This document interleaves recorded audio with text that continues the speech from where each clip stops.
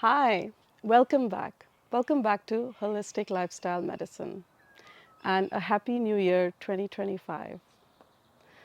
This is the first video of this year, and for the last 2 weeks, the word complexity has been swirling and swirling and swirling in my mind, and I knew I wanted to talk about complexity.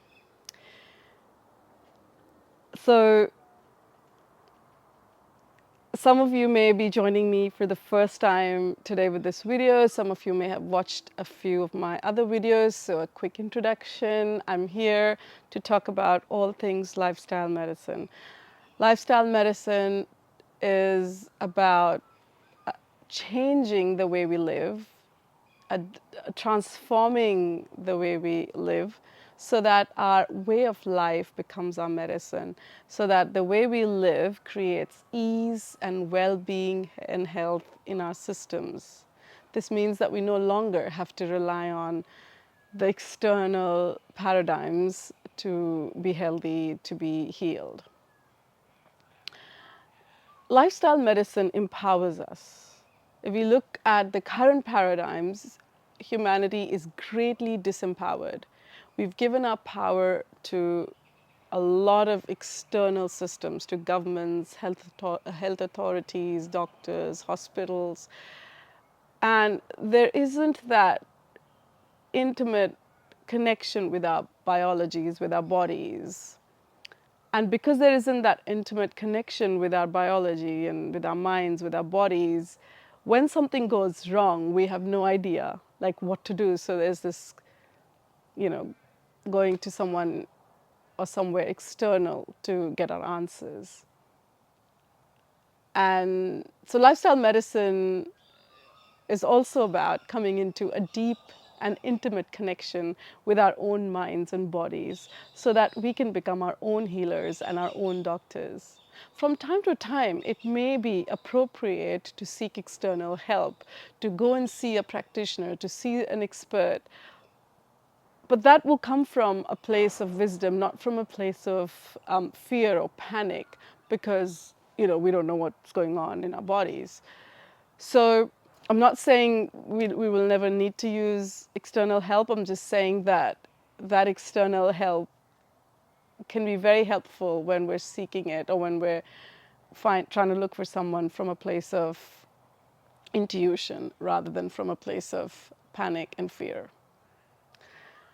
So back to the topic of today's video, the word complexity kept coming into my mind, and I just wanted to talk about how complex our lives are today.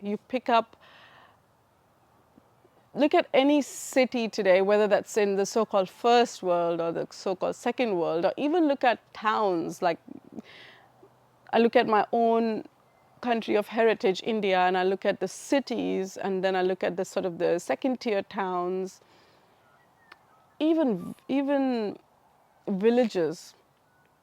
Life has changed so drastically just in the last couple of generations in terms of complexity. Everything is complex. Financially, the time it takes you to get to work now, the commuting, the childcare. We're no longer living in joint family systems where we can rely on people for help, so we're constantly paying others for services. So then we have to constantly be earning money to be paying for services, whereas just 2 generations ago, a lot of trade happened, a lot of exchange of services happened, so money did not play such a huge role as it plays today. I look at the design of cities and towns. They're not conducive to well-being. They are exploding without any intention, without any design thinking. So pick any city, especially in Asia or South America, or, there's just no oversight into where do we want to go with the way we're expanding, because of the sheer breakneck speed at which capitalism or the capitalistic driven economic system operates at. So, what this complexity has done is that it has made us so stressed. Our body and minds were never designed to keep up with the pace at which we're all being dragged, today. So, this system is not designed for breakneck speed. We can pick up speed for spurts, but then our systems need large periods of time where we're resting, digesting, we're at ease, just at ease, connected with everything. And so I looked at in the last few years, I've been looking at my own life and what my aspects of my lifestyle that are complex, and then my approach has been to simplify, simplify, simplify. So we can pick any aspect and just start with that and go, is this complex? Is the level of complexity in this aspect of my life causing me stress, causing me dis-ease, causing me to not be well? And then start to look at how that aspect can be simplified. Everyone's examples, everyone's story is going to be different. There's no one way to simplify. Your simplification is very personal to your story. My simplification is very personal to my story.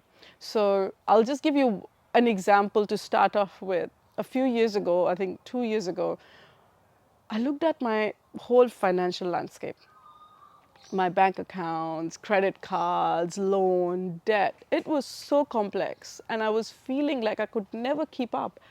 Like there were always expenses, there was always bills, there was always something coming at me, and I was like, I'm just like constantly paying things off, paying things off. Because what I had done in my busyness, and this is related to complexity, because we are so busy, we do not see how complexity is building up, because we're just busy, keeping up, keeping up. And so I did not see that over a period of 4 or 5 years that I ran a business, a cafe with my husband, I had been so busy for those 4 or 5 years trying to run that business, which took out a lot of my energy and life force, which is another video in itself. I couldn't see that I had actually not paid attention to my finances. And I was just in a reactive mode. I was just reacting to every month's bills and every month's debt and every month's commitments, and because I hadn't paused and just gone through it all. So I went through all of it. I did an audit. The first thing I did was cancel out all credit cards, deleted them, and threw them away. Well, paid them off first and then deleted them, removed them.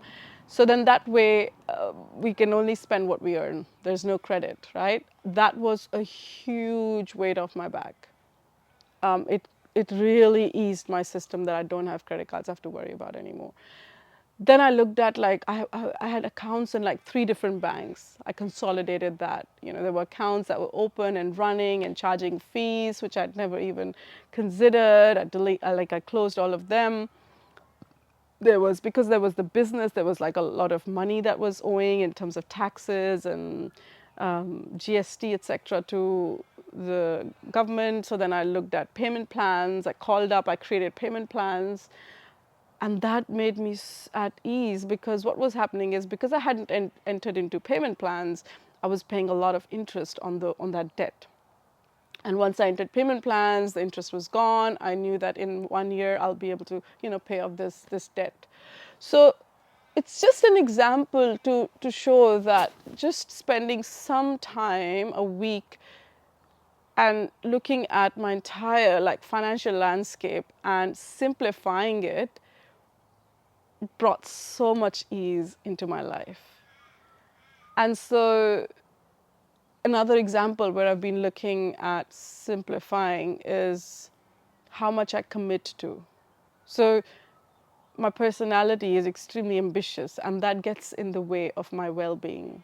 I will take on a lot, and then I want to achieve a lot, and then I want it all done in a very short space of time.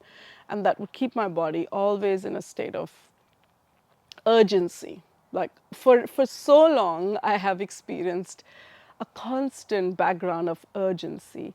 And that urgency is, when that urgency leaves, is when you realize just how much more ease and comfort and peace is possible in this system. I'd never experienced that because for as long as I knew myself, I'd been in a state of urgency.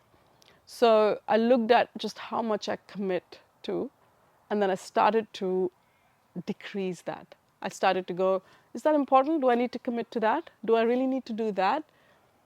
Why? The point being, I reduced or decreased my commitments in over a period of time, but also day to day. I decreased the number of things I did in a day. I started creating intentional time periods where I did nothing. So I intentionally put all tools down by about 5:30 or 6 in the evening, and then I will not engage with the world outside. Couple of nights in a week for Netflix, for watching movies, but the rest of the nights are like slow, like candle in the room, reading a book, chatting, playing cards, and sometimes just lying in my bed, looking out of the window, looking at the night sky. Like it's it has meant so much, so much. It has brought so much ease to the system to intentionally carve out times in the day to do nothing, times in the day for stillness. So now I do a chunk in the morning before I dive into the day. There's a time for stillness before I go into the day. There's a time for stillness in the middle of the day, and then I put my tools down at the end of the day. And it has made such a big difference to my stress in my body.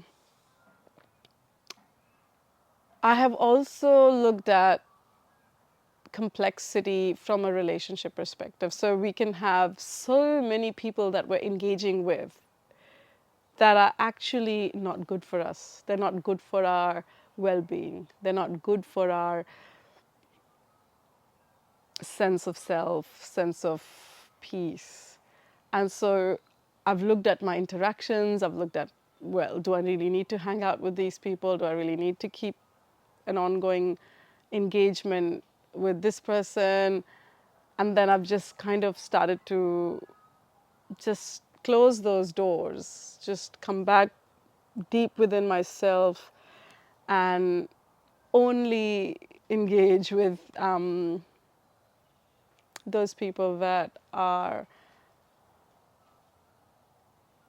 coming from a place of love, from a place of non-judgment, from a place of fun, adventure.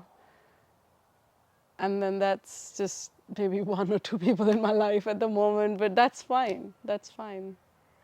So we're so overcommitted in terms of our energy through our social interactions, through the people that we hang out with. A lot of the times we feel like we have to go to that dinner, we have to go to that party, we have to meet that group, and we have to be seen at that club, or we have to be seen partying or having a good time. And the pressure of social media, oh my God, that is just another video altogether. The pressure of social media and the pressure of being seen as someone on social media can create so much stress in our lives. So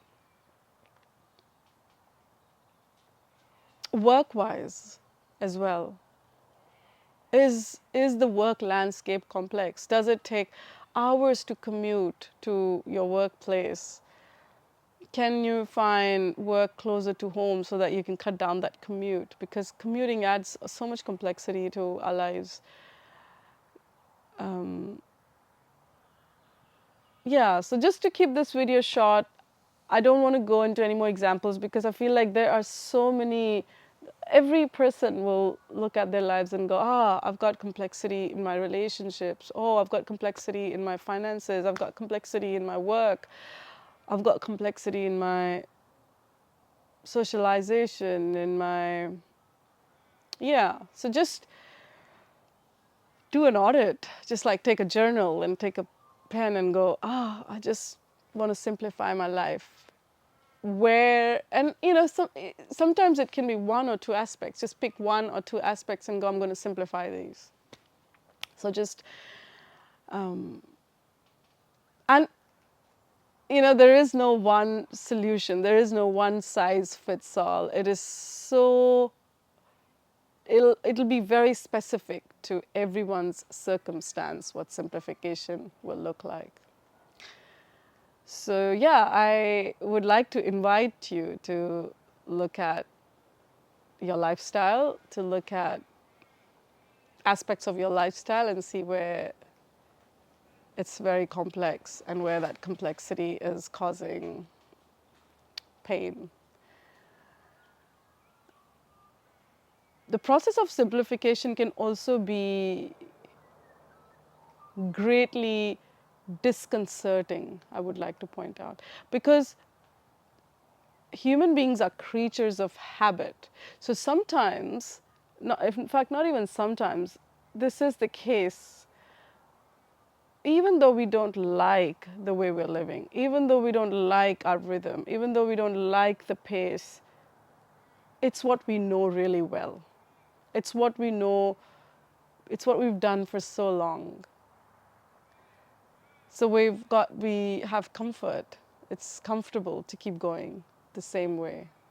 And so simplifying means changing. It means it's change. Simplification will bring change. It means coming out of the comfort zone. It means giving up addictions or habits that are not good for us, but just give us comfort because we've latched on to those habits for so long. So all I'm trying to say is that simplification can be very difficult initially because it is about change. It is about changing habits. It is about giving up attachments to ways of living.